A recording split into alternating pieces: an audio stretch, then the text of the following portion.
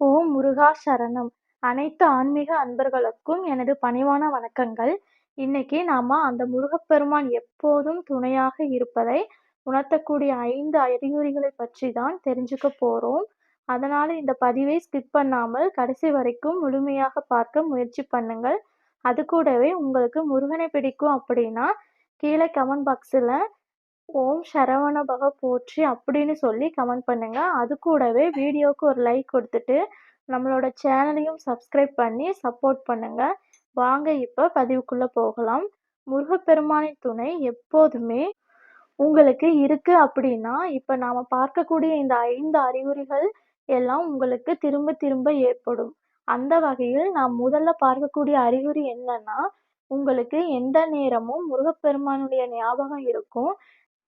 நீங்கள் ஏதாவது ஒரு செயல செய்றீங்க அப்படின்னா, "ஓம் முருகா" அப்படின்னு சொல்லி அவரோட நாமத்த உச்சரித்த பிறகு தான் அந்த காரியங்களையே செய்வீங்க.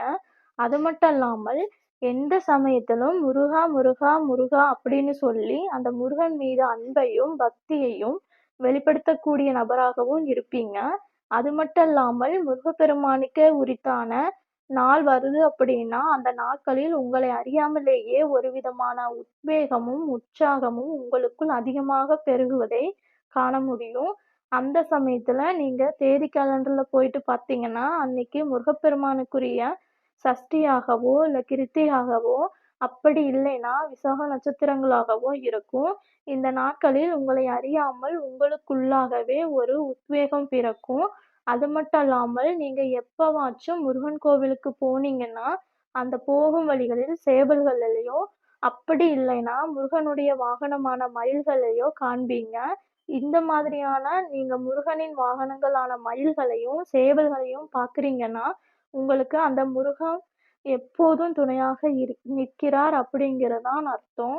அது மட்டும் இல்லாமல், உங்கள் வீட்டுக்கு மயிலும், சேவலும் வருது அப்படின்னா, உங்கள் வீட்டில் அந்த முருகப்பெருமான் வாசம் செய்து வருகிறார் அப்படிங்கிறது தான் அர்த்தம்.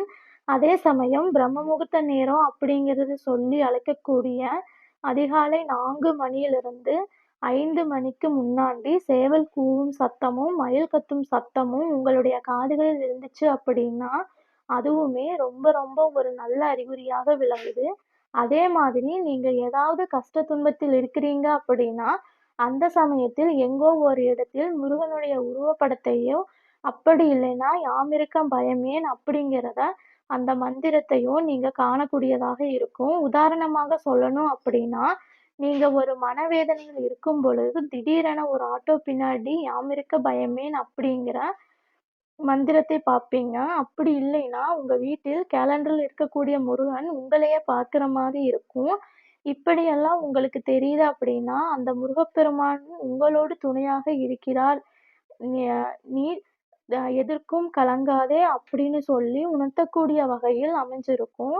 அதே சமயம் நீங்க ஏதாவது ஒரு விஷயத்த நினைத்து அதிகமாக பயப்படுறீங்க அப்படின்னா, அந்த சமயம் எங்கேயோ ஒரு தூரத்திலிருந்து முருகனுடைய வேல் உங்கள் கண்களில் தென்படும். அது மட்டும் அல்லாமல் கந்தசஷ்டி கவசம், கந்தகுரு கவசம், வேல்மாறல் போன்ற பாடல்களை யாராவது எங்கோ ஒரு இடத்திலிருந்து படிக்கிறாங்க அப்படின்னா, அது உங்களுடைய காதில் விழும்போது, உங்களை அறியாமலேயே உங்கள் மனம் உருகி கண்களில் இருந்து கண்ணீர் வரத் தொடங்கும். இது எல்லாமே உங்களுக்கு அந்த முருகப்பெருமானின் மீது அதிக அன்பு இருப்பதை உணர்த்தக்கூடியதாக இருக்கும். நீங்க கஷ்டத்தில் இருக்கும் பொழுது, உங்களுக்கு உதவி செய்வதற்கு யாராவது ஒருத்தவங்க தேடி வருவாங்க. கண்டிப்பா அவர்களுடைய பெயர் முருகனுடைய பெயர்களில் ஒன்றாகத்தான் கண்டிப்பாக இருக்கும். அது மட்டும் இல்லாமல், நீங்க முருக வழிபாடு செய்துட்டு இருக்கும்போது, கோவில்களுடைய மணியோசை சத்தம் திடீரென உங்க காதுகளில் விழும். இப்படியான அறிகுறிகள் உங்களுக்கு தென்படுதுன்னா, அந்த முருகப்பெருமானின் துணை எப்போதும் உங்களுக்கு இருக்கும் என்பதை நீங்க தெரிஞ்சுக்க முடியும். சரி நண்பர்களே, அடுத்த ஒரு பதிவில் சந்திக்கும் வரை நன்றி, வணக்கம்.